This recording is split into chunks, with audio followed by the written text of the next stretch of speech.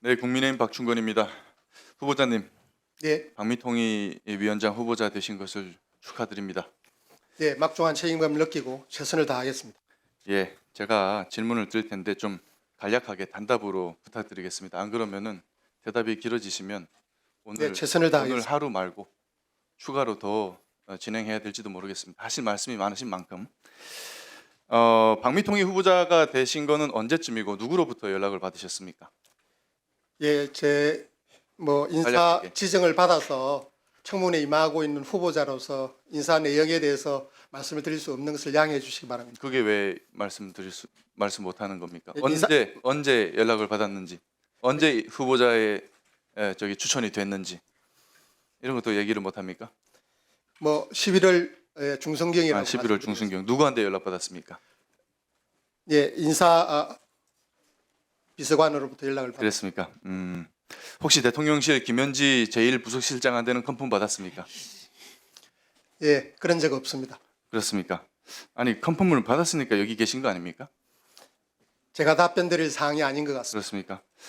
지난번에 보니까 본회의장에서 찍힌 민주당의 문진석 의원의 휴대전화 화면을 보니까 일개 민간협회 회장 자리도 김현지 제1부속실장의 컨펌이 필요한 자리인 것 같더라고요. 제가 괜히 이런 말씀을 드리는 게 아니라 PPT 한번 보시겠습니까?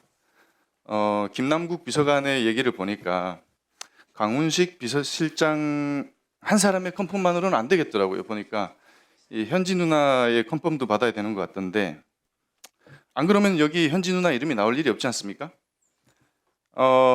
보십시오. 문진석 의원님이 어떤 분이십니까? 더불어민주당의 원내 수석 부대표이고 그리고 이재명 대통령의 친명 7인회의 핵심 멤버 중 한 사람이라고 알려진 분 아닙니까?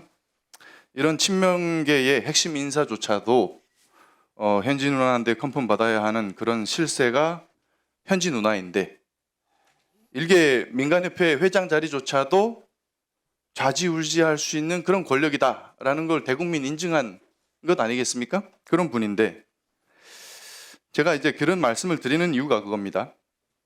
여기 계신 더불어민주당 여당 의원님들도 후보자님이 추천된 배경을 모르시는 것 같더라고요.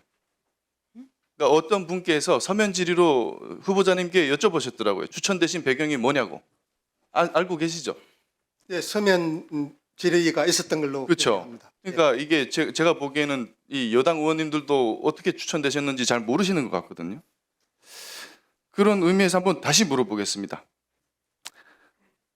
대통령실의 김현지 부서실장 혹은 강훈식 비서실장님에게 컨펌 받았습니까?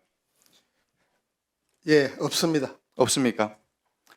나중에 이 답변이 거짓으로 드러나게 되면은 어떻게 책임지시겠습니까?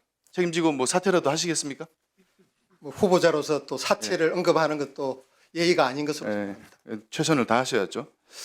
그리고 시간이 남아서 말씀을 좀 드리면 어느 존경하는 여당 의원님께서 제가 참 존경하시는 분인데 윤석열 정부 3년간 많은 국가기관이 무너져 있었다라고 말씀을 하셨습니다. 이런 얘기를 하셨는데 그러시면서 그런 사례로 지난 9월에 없어진 방통위의 사례를 들었습니다. 그렇죠?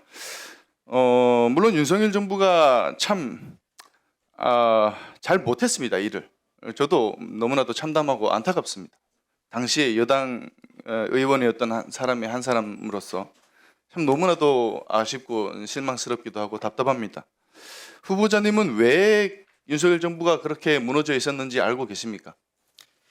개인적으로 안타깝게 생각하고 헌법학자로서 그 부분에 대해서 많은 비판 활동들을 해왔습니다. 어떻게 어떤 논조로 비판을 하셨습니까? 예, 헌법학자로서 헌법과 법률에 따른 공권력의 집행이 있어야 하는데 그런 부분에 많은 아쉬움이 있었다라고 비판해 왔습니다. 그 당시에 윤석열 정부의 상태가 어떤 상태였는지 아십니까? 예산도 하나 그 정부 마음대로 할 수 없는 민주당의 발목 잡기로 인해서 예산 하나도 제대로 처리 못하는 식물 정부 상태였습니다. 윤석열 정부가 국정 마비를 넘어서 거의 국정 붕괴 수준이었어요.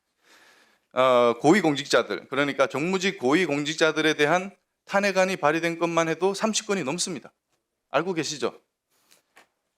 알고 이렇게 있습니다. 국무위원들에 대한 또 공직자, 고위 공직자들에 대한 이렇게 무차별 탄핵안 발의 국회가 하는 것들 헌법학자로서 어떻게 생각하십니까? 적절하다고 예. 보십니까? 직무수행상 헌법과 법률을 위반 행위에 대해서는 국회가 탄핵 소추를 할 수 있는 헌법상의 권한이 있는 것으로 알고 있고 윤석열 정부가 그런 점에서 많이 미흡한 점이 있었다라고 비판해 왔습니다. 그렇게 비판해 왔습니까? 네, 그렇습니다.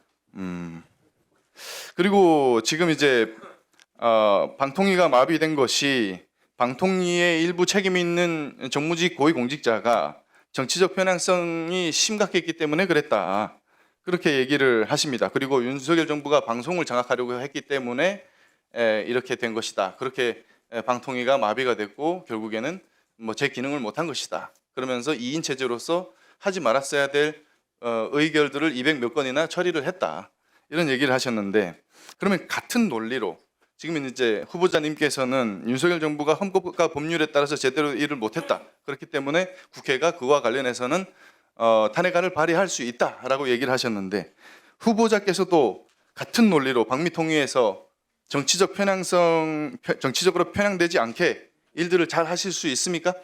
저는 그를 각오로 이 자리에 임했습니다. 근데 지금 국민들께서 다 보고 계시는데 지금 얘기하시는 거 보면은 정치적으로 한쪽으로 기울어진 발언을 계속 하고 계시거든요. 저는 정치적으로 기울어진 발언을 하는 게 아니고 헌법적으로 기준에 따라서 객관적으로 판단하고 있습니다.